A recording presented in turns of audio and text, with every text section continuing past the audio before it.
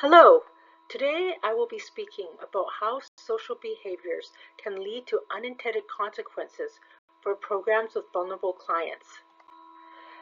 This topic fascinates me because in agencies that serve vulnerable clients, the stakes are high. That is, it can be a life or death situation for some, and some clients may have complex life worlds.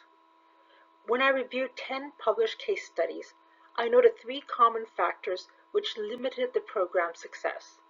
These were not enough inclusion about the context, use of only one research method, mostly positivist, and underestimating the impact of individuals' choices and social relationships on the program outcome.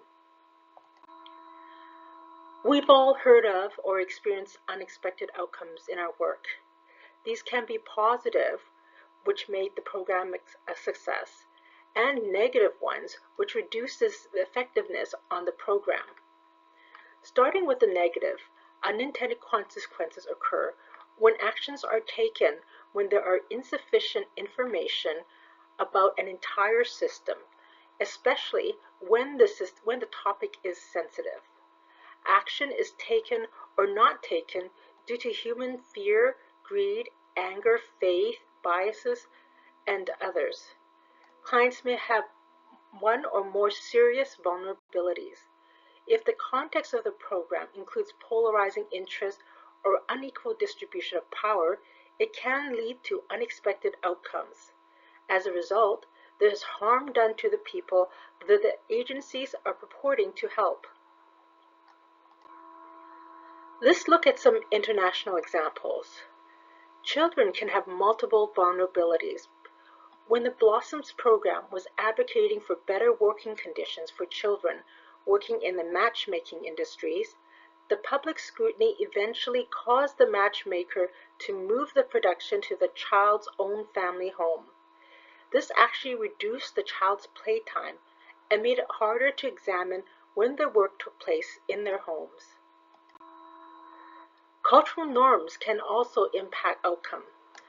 An HIV prevention program that targets women found that the relationship status of women affected whether they would or could ask their male partners to use a condom. The actual act of asking a man to cooperate and wear a condom actually depended on their power within the relationship, with wives most often deferring to their husbands. Children do have power in certain settings, like schools or among friends, but they don't have it over their parents or pimps. Sometimes programs that teach skills to children have been used by the latter to further their own agenda. When children receive skills training and education, they are sometimes perceived by parents and pimps as being more valuable for working in prostitution. In cases like this, the standard logic model doesn't apply. There might be multiple components, multiple actors, some that emerge during the implementation process, multiple causal strands, basically all indicators of a complex system. If that is so, there may be multiple solutions and agencies that need to cooperate towards the same goal. A complex logic model often has these features. Recursive causality is when there is a diversity of agents interacting with each other and affecting the behavior of the whole. Tipping point is when a small effect in a system results in a large payback. Reinforcing loop occurs when an outcome occurs over and over again, strengthening its activity. If there are more than one causal factor that have positive outcomes, then reinforce and optimize them. If negative effects are detected, then weaken those causal factors and remove the support it's given. Investigate and how and why it achieves this outcome.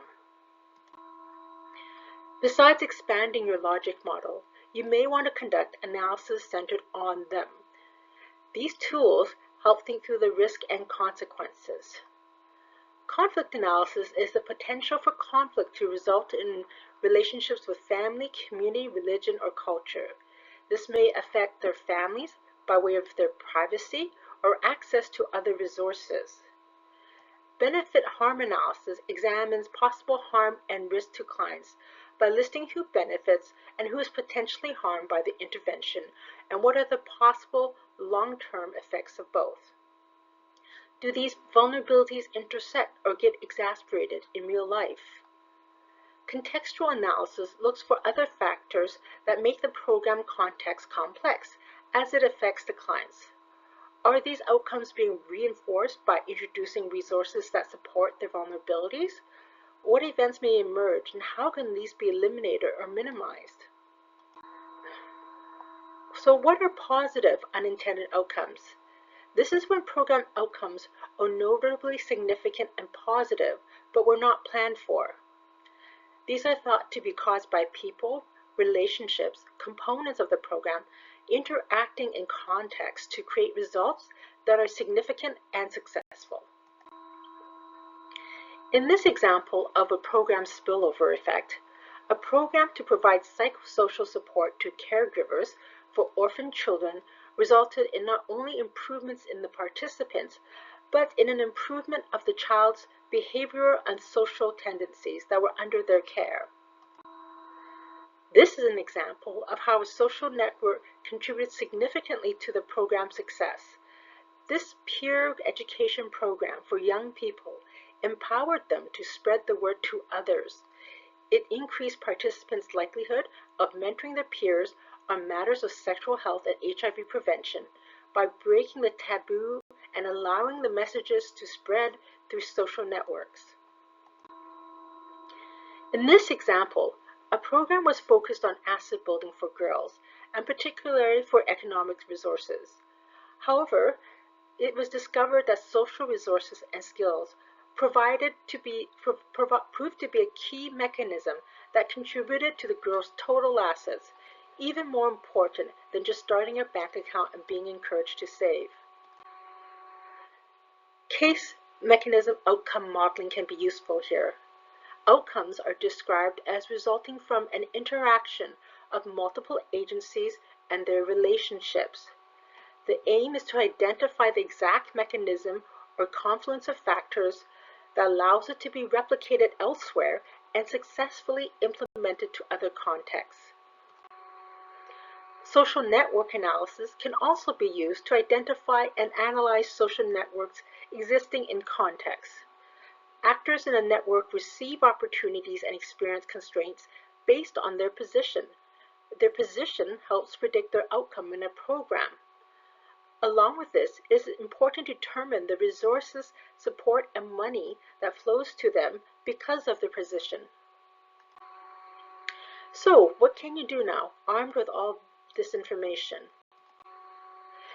If you sense that there may be unexpected consequences, you should keep your ears and eyes perked for small details that hints of events that have a greater meaning or significance. Some have described this as being like an anthropologist, which includes using observation and self-reflection. Consult and ask for feedback from the participants. Look for things that people tell you and then dismiss. Try asking for anonymous feedback. Look for power differences.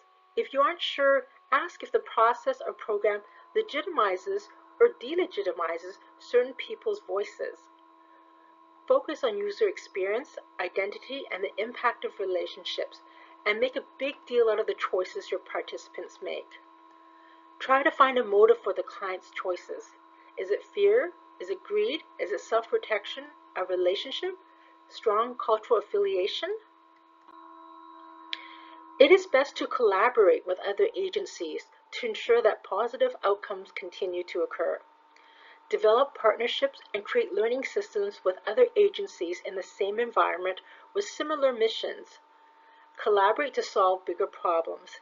If you can't collaborate, then use multiple strategies rather than focusing on just one or two. Use a mix of methods in your research. Along with this, use a mix of documentation techniques, i.e. photos, lifetime interviewing, experience sharing. Don't try to explain your finding as one process or put it in one framework. If the program is truly complex, it won't fit into just one. When explaining unintended outcomes, Try focusing on the long-term impacts and the benefits of addressing the problem. Provide a recommended strategy and how or why collaboration is desirable. Use visual aids, especially those that expand on their previous logic models. Break down your proposed solution into concepts that can be easily understood and discussed, and explain why you think it would make the program work better. To conclude, use a participatory process. In particular, it's extremely important to gather practical, pragmatic knowledge with vulnerable people. If you have done research and find that unintended consequences are possible, then be on a lookout for them and plan on how you will report them, and if necessary, recommend strategies to ameliorate them. Power differences in a complex environment and life experiences of the clients are sometimes hidden until you actively try to find out more. Interactions matter because social relationships are so complex and important to groups that are highly vulnerable. And of course, always act ethically and responsibly. Here are some notes I used to put together this resource. Thank you for watching this video. Please like and subscribe.